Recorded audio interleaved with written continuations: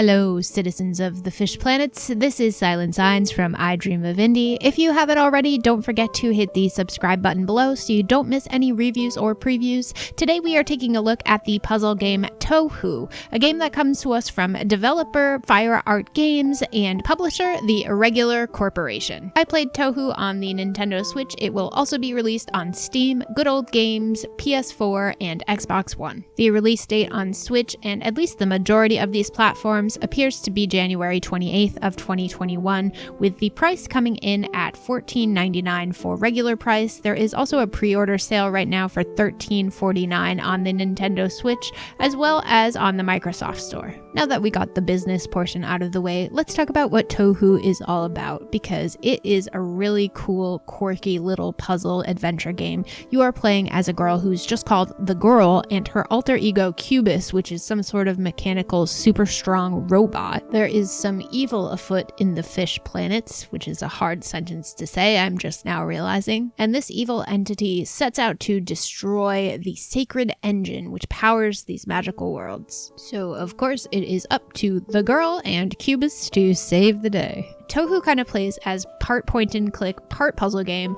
as you usually have to kind of scroll your cursor around the screen until you find an interactive object which you can click on and either pick up for your inventory, which is located on the top left-hand corner of the screen in a little backpack, or you can pick up some heavier items using Cubus, who has super strength. You can also climb on some items using the Girl, who is quite nimble. And then some things that you click on will enter you into a puzzle of a great variety of sorts. There was literally everything from a broken mirror style puzzle to a game of whack-a-mole to a Ouija board? And that's just to name a few. There are so many different types of puzzles in this game. They definitely know how to keep things fresh. It took me a second to adjust to the style of puzzles that is TOHU. The first level, I was a little bit perplexed. I didn't quite understand whether I was playing a point and click game or playing a puzzle game, because there were objects that I could pick up and there were things that I could interact with, but I didn't quite see how it all fit together. But once it clicked, the rest of the game made total sense to me. Well, I mean, total sense in a totally nonsensical way. You are in these crazy worlds on the backs of fish, and there's all these really interesting, creative, colorful characters that you'll meet along the way. There's no dialogue with these characters, but they basically tell you everything you need to know using pictures and some text on the screen.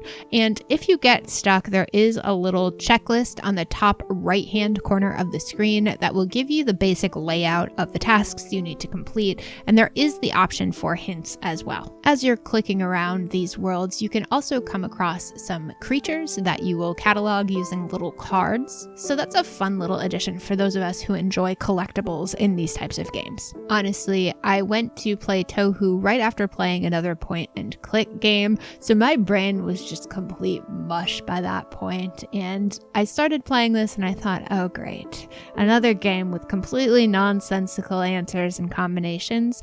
But honestly, the solutions in this game make a whole lot of sense in their crazy fish planet logic. Once you get a feel for how TOHU controls, which it is a little bit strange because if you're playing on a console like I was with a controller, you're using the left stick to roll the cursor across the screen, which is a little bit clumsy, but you can adjust the sensitivity, which can be helpful. But once you have a feel for it, it's really easy to get into the groove of the logic of TOHU. Strangely, I didn't get stuck on any of these puzzles for too long. I found the solutions to be satisfying and the animations that went along with it to be entirely charming. My only complaint was that, playing on the Switch at least, I ran into a few instances where I was pushing the action button and nothing was happening, and it was supposed to be happening.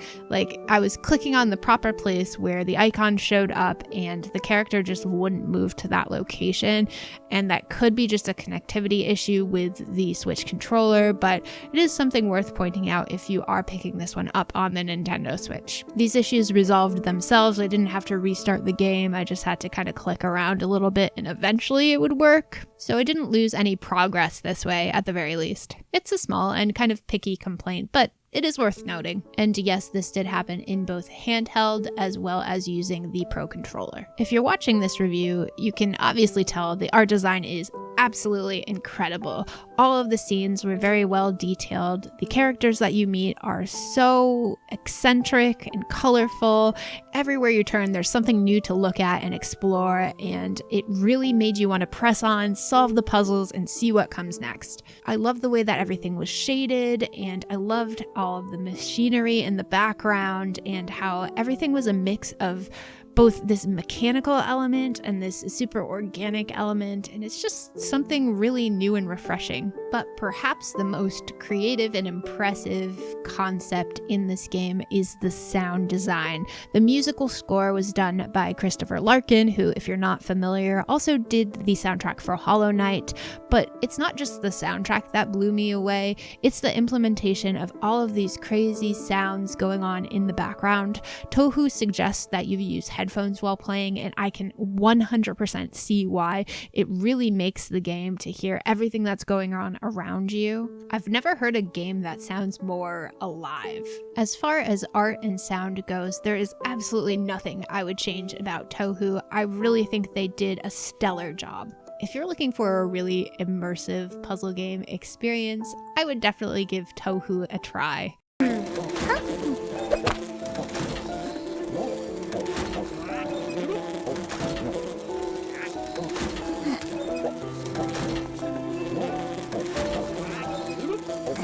So what do you think? Will you be checking out the fish planets? Let us know in the comments below.